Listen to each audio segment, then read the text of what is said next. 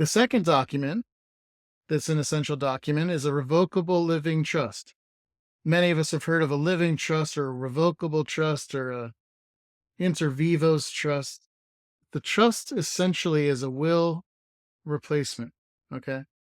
It does this very similar job as a will in that it lays out a plan for distribution of your asset. It nominates and names someone to manage those assets and plan, called a trustee instead of a personal representative or an executor. The difference between the trust and the will is significant, though. The revocable trust is a document that lives with you. You're the grantor setting it up, you're the trustee managing it, and you're also the beneficiary. So your stuff stays your stuff and it stays in your control. The great thing about the trust is the benefits it has during lifetime and when you pass. Okay.